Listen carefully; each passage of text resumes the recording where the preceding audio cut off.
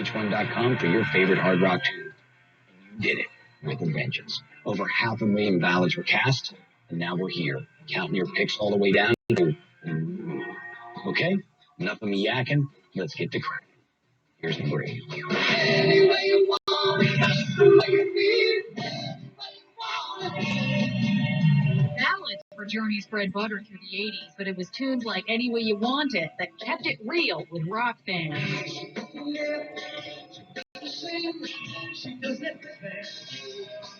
I think Journey might be one of the most underrated bands. I'm surprised you have them on this list because they used to get snubbed. Journey has made some of the most timeless music in the history of rock. And as time goes on, people are going to realize that. Any Way You Want It. That's a great song. I wish it were. Damn it.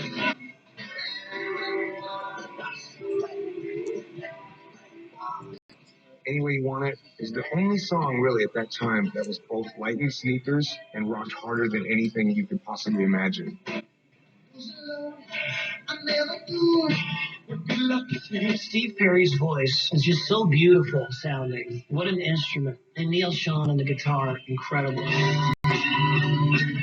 After 2 decades of cranking out the hits, Steve bitterly parted ways with the band to work on a solo career. He's kept a lower profile in recent years, but Journey soldiered on with sound-alikes until 2007, when they discovered Philippines-born Arnel Pineda online.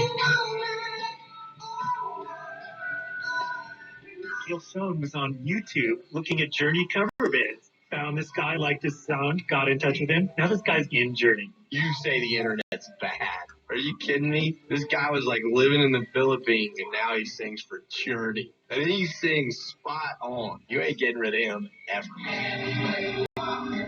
Whoever's on vocals, Journey and Any Way You Want It remain cultural institutions. Journey really has touched America. You know, they're one of the great American bands.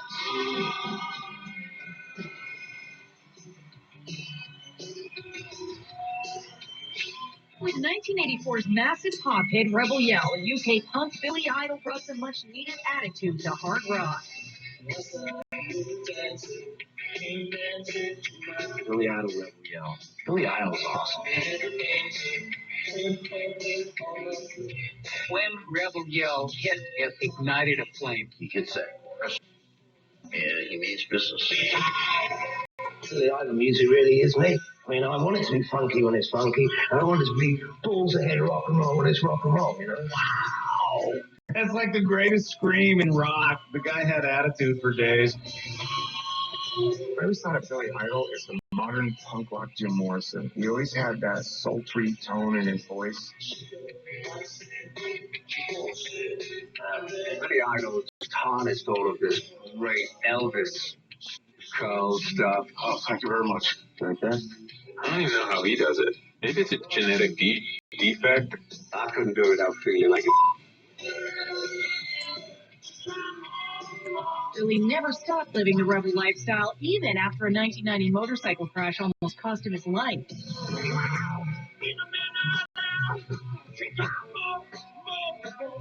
Today, when the 50-something Billy isn't making records like 2006's Christmas-themed Happy Holidays, he's working his smear in venues all over the world.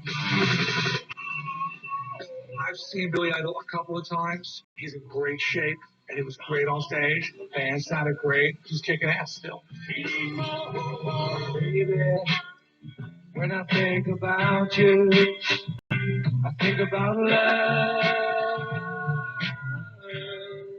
Dude, when it comes to doing it, hesitation doesn't pay. Take it from arena rock gods Bad Company, who got right to the point with 1975's classic, Feel Like Making Love. Feel like making Feel Like Making Love's one of the great Bad Company songs because it's got these huge power chords. It's one of the greatest guitarists ever. boom, boom.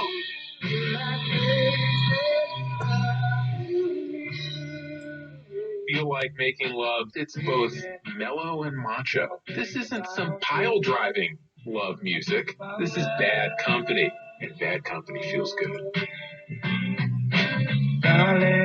They've inspired a lot of people with that song. They do tell me that a whole generation was conceived in this song, and I think that's a good thing.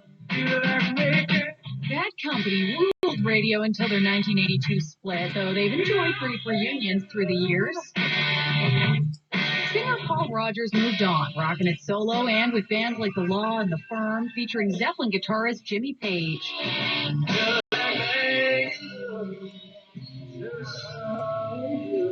Big fan, and there's no white aspect to Paul's voice, and he maintains that integrity regardless of what the packaging is. It's impossible for him not to sing blue. These days, the 50-something Rogers still trots out Feel Like Making Love, sometimes on his own, and sometimes with the band he joined in 2005, Queen. Strangely enough, it's one of those songs that I do play now currently with Queen. I thought we're taking it to the highest level it could go, but it seems to go up a step with Roger and Brian playing, which is incredible.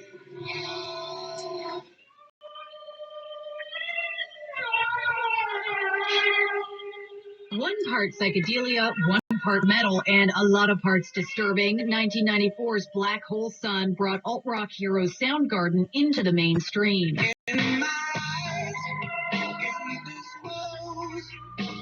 They're at the top of their game in that song. Really just strikes a really different sort of tone. That was Chris Cornell's Back in Black. I mean, Black Hole Sun was like, holy shit. Did he write that song? Wow. They were a great band. It was not a grunge band. They were just an odd metal band. They were from Seattle, and people just decided, okay, it's grunge. They got flannel shirts. Black Hole Sun's video is totally off the chain crazy. You had a woman putting lipstick on like some deranged transvestite. You had people's faces getting all morphed and crooked. You felt like you were taking an acid trip. You were along for the ride watching the video. Though Soundgarden called it a day in 1997, singer Chris Cornell hasn't quit the biz. Aside from a 6-year stint with Audioslave, he's been working on his own music and even teamed with hip-hop icon Timbaland for his 2008 album Scream.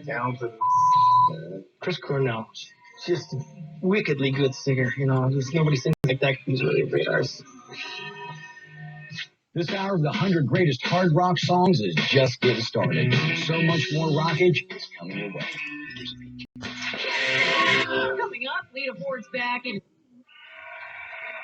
Peter Gabriel, New Blood, live in London, with the New Blood Orchestra. Hey, we're back busting stalls right here on VH1's 100 greatest hard rock songs. Up now, the high priestess of hard rock, a friend of mine, the one, the only, Lita Ford. I went to a party on Saturday night. It ain't no big thing. 80s metal was one big sausage fest until Lita Ford came along. I went to a party on Saturday night. In 1988, the ex-runaway slapped on some leather, grabbed her guitar, and showed the boys how it was done with Kiss Me Deadly. Kiss Me Deadly, that's a great rock song, up-tempo, rockin'. She was a hot chick that rocked. Unless she wore like a G-string. I didn't know if I should play air guitar or go masturbate. So I did both. She didn't fall into the, oh, I'm a girly girl. She was kind of like, oh yeah, I can outdrink you. It ain't no big thing. Not only could she party like the boys, she could wail like them too. People, even today, they still ask me, this is a really cool solo. Who played it? I'm like waving over here going, it's me playing guitar. It's not him. I'm the one doing the solo. You know I like dancing with you. As the blitz of the late 80s metal faded, so did Lita's audience. So Miss Ford packed up her guitar, headed to a small island in the tropics, and pumped out some little rockers of her own. I got pregnant and got married, got away from literally everybody. We live on an island in the middle of the Caribbean. That was where I wanted to raise my kids. The metal mama avoided performing for 15 years. But decided in 2008 that it was time for an encore and plans for a new album. Back by popular demand, I must say. I left off at this level, and I feel like I'm coming back at this level.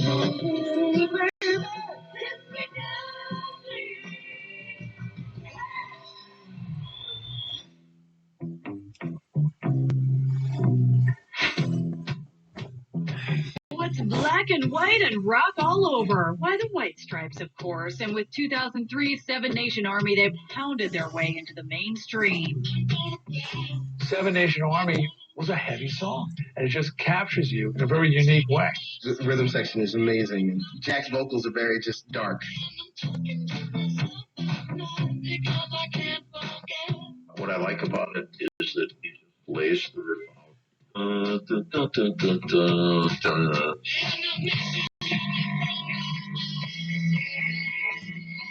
only 2 people in the band, and it sounds like 1,000.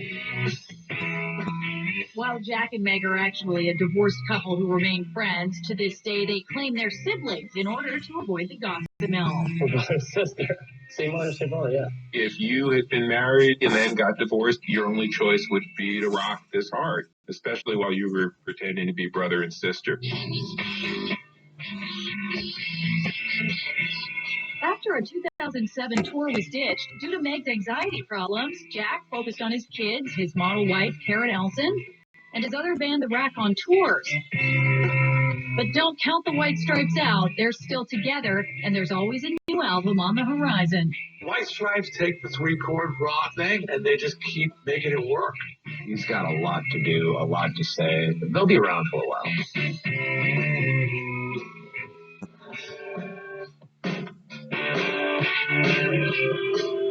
Produced by Rick Rubin, 1987's Love Removal Machine helped Ian Astbury and the UK goth rockers The Cult find hard rock success in the States.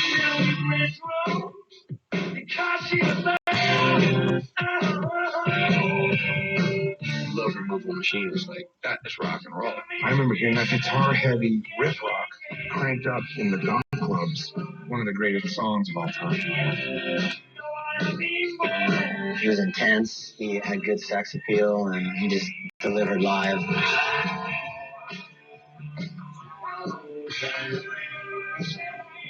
What we wanted to do was strip down the basics, rhythm guitar, lead guitar, bass, and vocals, you know, and just have that very naked, raw sound.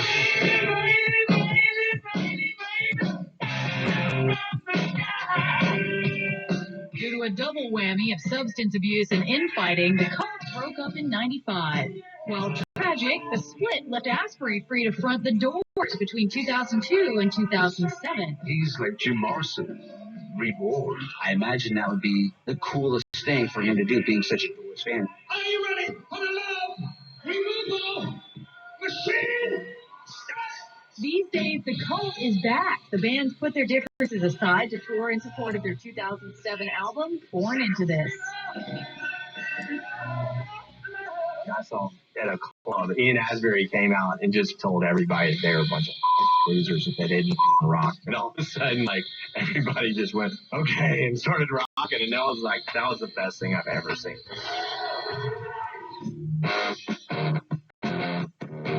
Back in '76, Phil Lynott and the Boys and Thin Lizzy showed Ireland was ready to rock with Jailbreak. Tonight it's gonna be a jailbreak somewhere in this town. Thin Lizzy, Jailbreak, a killer hard rock song. They just has a place on the list, for sure. People seem to have forgotten about it more. Jailbreak is that great song by them that really sums up what that band was all about. Very bar kind of groove, this sort of tough guy kind of sound.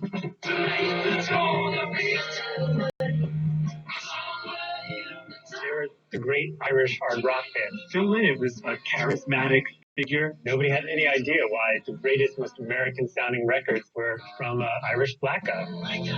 The band split in 1983, and Lynott died 3 years later after a long battle with drugs. The band's remaining members play tribute shows on occasion, keeping Lynnett's music alive. If you like big rock music with great vocals and tremendous guitar, there's at least 5 Thin Lizzy records which you need to run out and get, like, right now. Don't budge, people. VH1's 100 Greatest Hard Rock Songs is coming right back, just like this.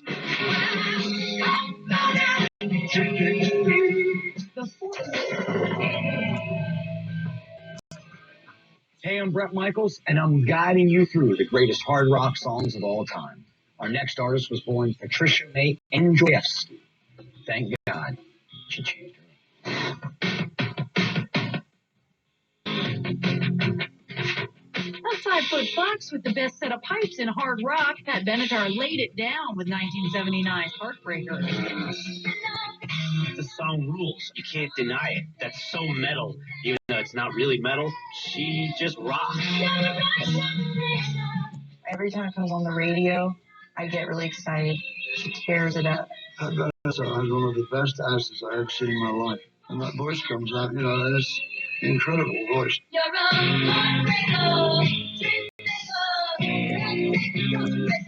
She's this little pixie type of a girl who just has this huge voice belting it out.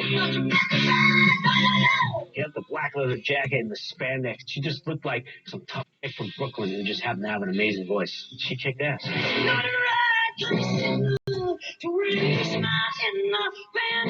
While Pat hasn't released much new material lately, she's busy raising her 2 daughters and touring with her husband of 25 plus years, guitarist Neil Giraldo. I got to do the one thing that I loved for a really long time, and in a really good way. I don't need any more money. I don't need to be any more famous. I don't need any more Grammys. I don't need to do anything else. The only reason I do this anymore at all is to have fun.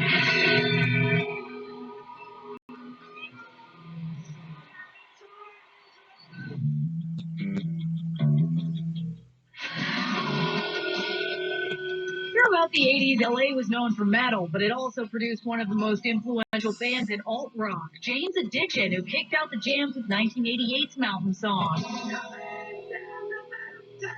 It's trippy. It was like psychedelic alternative rock. It was really cool. Jane's Addiction, one of the best American bands of all time. Almost upon the first listen, you can attach yourself to the hypnotic groove. You hear that song once, you know it forever. The rhythm is just sexual, and then you hear that screech from Perry. It is a pretty deep song about the 2 women in my life that I love very, very dearly that actually died. I guess that's why people feel the intensity of that song. Infighting led the group to split in 1991, the same year frontman Perry Farrell started alt music fest Lollapalooza. But James has reconciled 3 times since then, most recently in 2008. There's something to be said for a band that has a very tumultuous relationship, because there is an energy that, you don't get with guys that are all best friends all the time. Today, when the band isn't performing, Farrell moonlights with his other group, Satellite Party. Meanwhile, Navarro is a bona fide rock celebrity, hosting and starring in reality shows, playing in the Panic Channel with Jane's drummer Stephen Perkins, and oh yeah, directing porn. The visual arts is something I've always been a fan of, and certainly sexual freedom is something I'm a fan of, so when the 2 meet, it's all good. As for his feelings on Mountain Song, Jane's Addiction, Mountain Song, clearly your #1 pick. And I just want to thank everyone over there at VH1. It's truly an honor to be in the #1 slot, and we're not.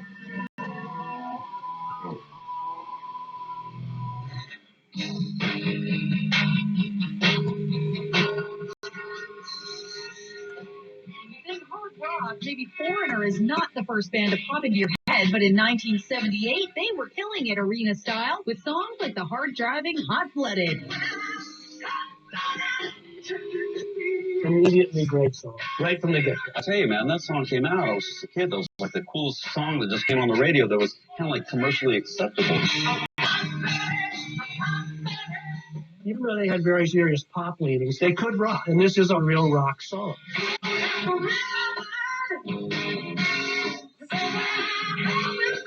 Just one of those songs that I love. It's just a lot of fun to, dance to and get your drink on. Your basic 70s kegger anthem, and there's no pretense at all about what it's about.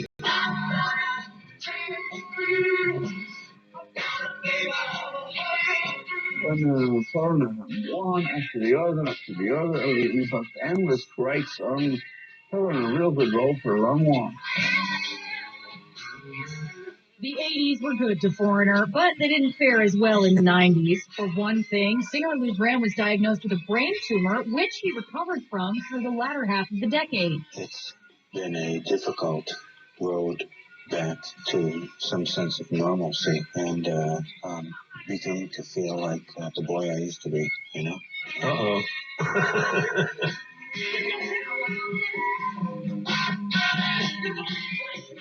Lou quit for good in 2003 to revive his own group, aptly titled the Lou Gramm Band. Nowadays, mastermind Mick Jones keeps Foreigner on the road with a new singer. Any great song stands the test of time. Hot Blooded still sounds great to this day. It will live through the years.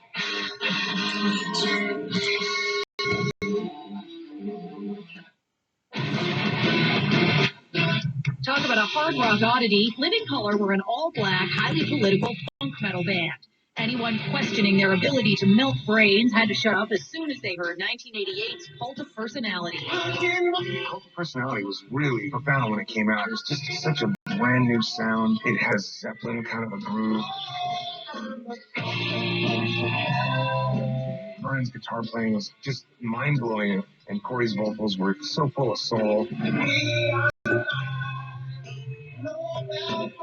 I would practice singing to the first Living Colour album because I thought Corey was a great singer.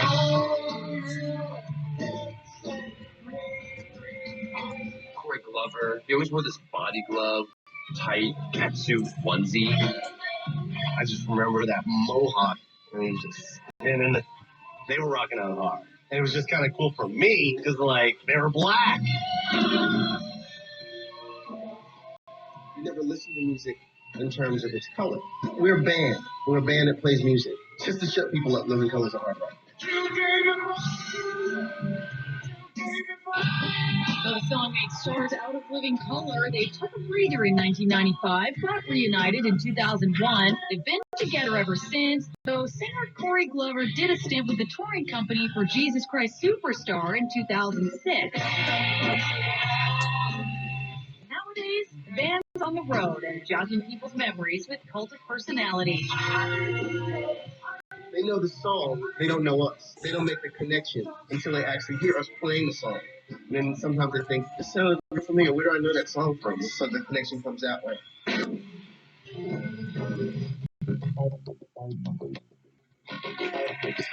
Please welcome a snappy little combo from hell, White Zombie! If the devil made a mixtape, White Zombie's More Human Than Human would kick it off. Mixing psycho rock guitars with truly evil imagery, the 1995 thriller made for one wicked listening experience. They talked about monsters and, astro creeps, killer cars, and they did it with this great beat that sometimes bordered on techno, but was never soft. I love this song, and I always was amazed at Rob Zombie's voice, because it has this grit and this growl to it. And you can always tell a Rob Zombie song by the way he sings. I don't know what he's singing about most of the time, but you always see people singing, yeah. White Zombie went kaput in 1998, freeing Rob to pursue solo music projects as well as his other love, directing horror movies. Would you be interested in directing a film? Oh yeah, that's all I really do. That's all I want to do. Over the last decade, he's directed 3 new slasher classics, House of a Thousand Corpses, The Devil's Rejects, and the 2007 remake of Halloween. Rob Zombie is this metal guy, and then he's also this insanely good movie director. I think that's really cool. It just makes me happy to see people that are just talented and full of ideas, like, make them all happen. We're taking a quick breather, but VH1's 100 Greatest Hard Rock Songs will be right back to tear it up after the break. Hey, the countdown continues right here. VH1's 100 Greatest Hard Rock Songs. Next up, my personal favorite, an ode to the booty. Here's ZZ Top.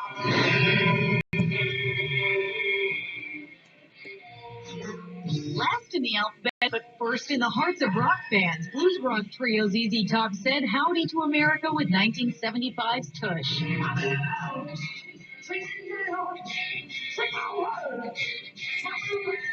I think Tush is one of the greatest under 3-minute rock songs I've ever heard. good Texas boogie. They're gods of fun.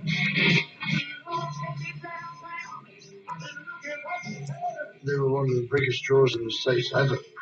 You couldn't find anybody bigger than ZZ Top.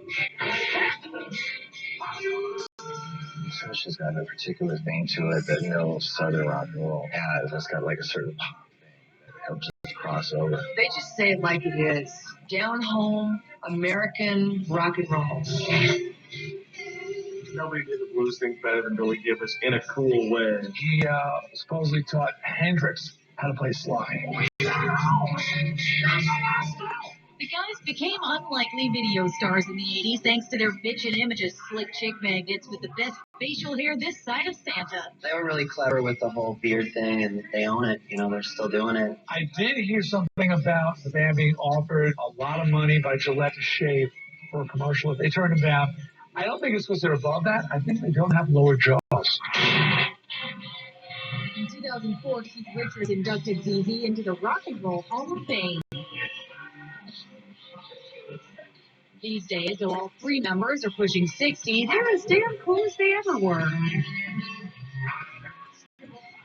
Kush was their breakthrough song. Is a song that just holds up today. It has staying power. It's like one of the great party songs.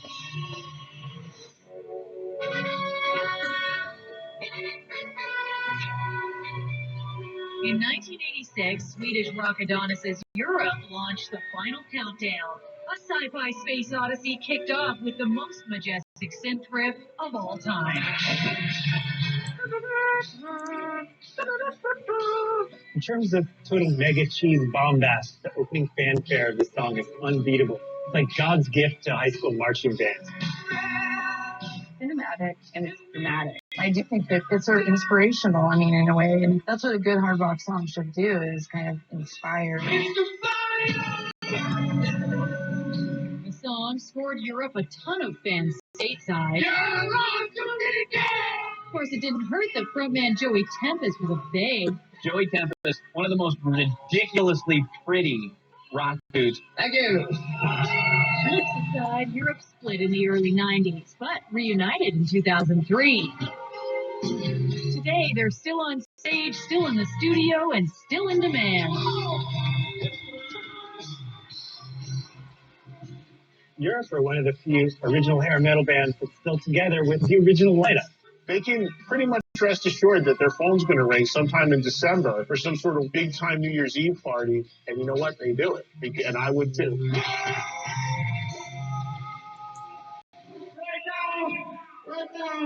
Right now, it's time to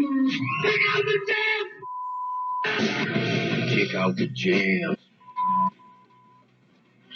Aggressive anti-establishment and decades ahead of their time, Detroit garage rockers the MC5 tore it up with their 1968 live debut, Kick Out the Jams. When them MC5 boys kicked out those jams, holy. It's just so intense. It's so up-tempo and just yelling and screaming and belligerent. It sounded like it was ready to fall apart the second it started. Mr. Marshall, now I understand why you made those amplifiers. People don't realize how much rock and roll owes to the MC5. They really gave us the direction. We wouldn't exist if it wasn't for them. I was only like 12 years old first time I heard Kick Out the Jams, and I thought a band that could use the word mother, you know what? I just thought, that's so cool. Kids came home with this record and put it on, and their parents said, "What did he say?" It's hard to imagine nowadays that this one expression would have caused a big crisis, but that's what it was like in 1968. Despite the ruckus caused by their radical politics and sheer volume, MC5 were done by 1972. After that, each member made music on his own until the 90s when singer Rob Tyner and guitarist Fred Sonic Smith both passed away. Years later, in 2003, surviving members Wayne Kramer, Michael Davis, and Dennis Thompson reformed as DKT MC5. With Cult frontman Ian Astbury, and they still kick out the jams with rock royalty. I played that song with Wayne Kramer countless times at this point, and it is just such in the spirit of what rock and roll is all about. It just lets you know basically how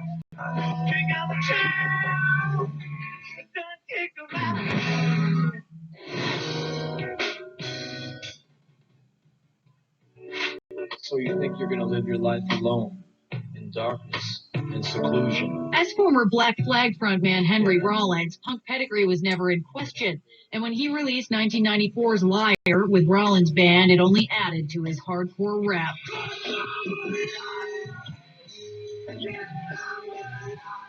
I just think Henry's a genius. He's hilarious. I mean, how could you not get off on someone screaming at the top of their lungs, "You're a liar"? Henry Rollins is just so angry. You just look at him. He doesn't look like a rock star. He looks like someone who would beat you up for bumping into them at a bar. It's weird because you think he's like this totally tough guy, but then he's got a sensitive side. It's true. I still wouldn't mess with him. Yeah. The song Liar, myself and my worthy constituents wrote in about 2.5 minutes. I started doing this monologue over the bass line. I just smile. You know, you and me, my dear, it's going so well. And you know why? Because I'm a liar. And everyone would go, hey, you're a funny guy. Today, Henry hosts his own talk show on IFC and lights up the spoken word circuit with pieces almost as incendiary as Liar. I'm mad already. Like you child. Like, take care of the right here, right now. Basically, I'm a beast. I've done a lot of films. I've written 22 books. I've made I don't know how many albums. Am I good at any of them? I don't know. I would like to think that I'm only getting warmed up. Dude, I think I might need some serious therapy right now. While I recover, how about you check out what's coming up on VH1's 100 Greatest Hard Rock Songs.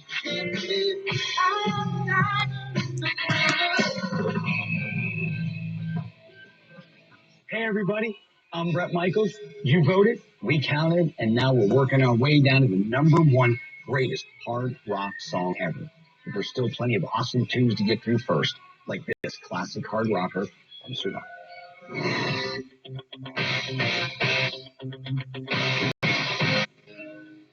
No hard rock song has ever made fans want to stand up and punch something more than the 1982 theme to Rocky III, Survivor's Eye of the Tiger. Sylvester Stallone wanted a band to write music for his opening sequence in the movie. The president of our record company said, well, I have a band on our roster. He said, yeah, can they write me a song? And that was it. If you were working out in the 80s, at some point that song came up in your mixtape. It will forever be connected with getting in shape and training and working your hardest. I thought it was a pretty good song, and certainly the relationship with that whole concept of rising above adversity. And, you know, that's why even today, young people come up and tell me that that's the theme song for our football team. Shortly after Eye of the Tiger, singer Dave Bickler developed polyps on his vocal cords, and Survivor began to unravel. There were some bad feelings from my voice, from the band sort of felt that it was my fault. And by that time, we weren't getting along, so it seemed like the time for me to leave. Bickler quit in 1983, and Survivor carried on with new singer Jimmy Jamison. Though Dave returned to the band in the 90s, by 2000 he was done for good. Nowadays he's singing for Bud Light's Real Men of Genius ads, and he's teaching music to youngins at a nursery school in Chappaqua, New York. Obviously, it's great to get up in front of some band and play. The kids, it's a much more intimate thing. You know, it's apples and oranges, really.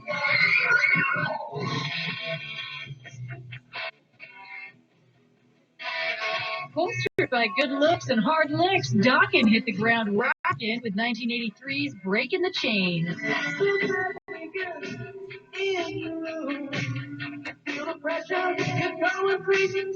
I love Dawkin. Don Dawkin's good producer, good songwriter. Love him, love him, love him. George was insane. Don is a great singer, and they were just tight. Rocking with Dawkin, what can you say?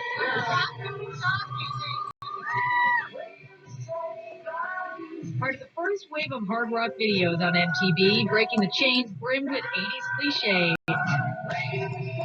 I didn't ever make a video before. I look back now, I mean, it's hard to watch.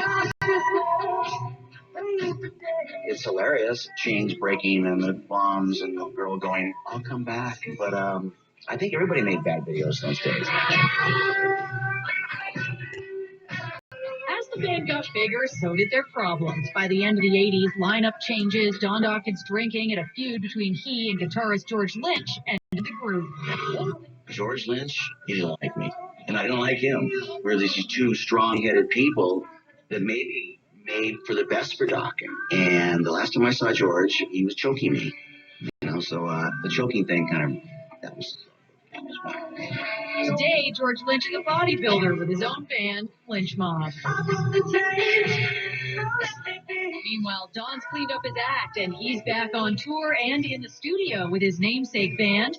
Their 10th album, Lightning Strikes Again, came out in 2008 after years in the making. It took 4 years to make the record because the producer was always wasted. And I was the producer. It was cool to do drugs in the 80s. It's so uncool now. And there's some people that survived it and some people that didn't.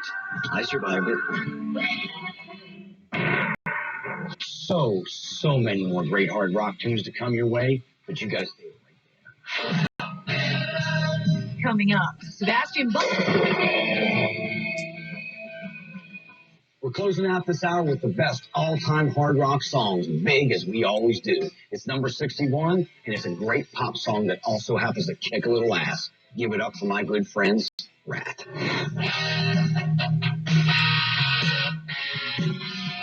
This ain't no golf game. This is Rat and Roll. All decked out with no place to go but up. LA Pretty Boys Rat scurried onto the hard rock scene in 1984's Round and Round. Rat Round and Round is such a kick-ass song. I'll crank that up every time it comes on. That's a great tune, Round and Round. Classic tune. Classic tune. Wow. Rat, Round and Round. Incredible tune. The one thing that I can remember is just how simple and how easy that was to create. The video for Run and Run features Milton Berle, who actually was related to someone in the band. He was the uncle of our manager, Marshall. He brought up having Milton in there and a little comic genius, and hence we have this whacked out video. What more do you want? You got a band with 2 T's and Milton Berle in drag. How heavy is that? And played on for nearly a decade, but split in 1992 after years of infighting. Steven went off on his own, while the other guys continued to tour as Rat. Sadly, guitarist Robin Crosby died of AIDS-related complications in 2002, but the band pressed on and fiercely returned in 2006. These days, they're ready to rat it up again. I never get tired of going round and round. It's always there's still that element of what we created that we still like, and it's always in the blood.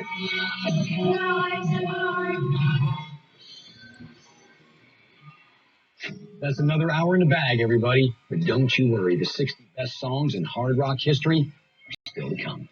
So you just keep on watching.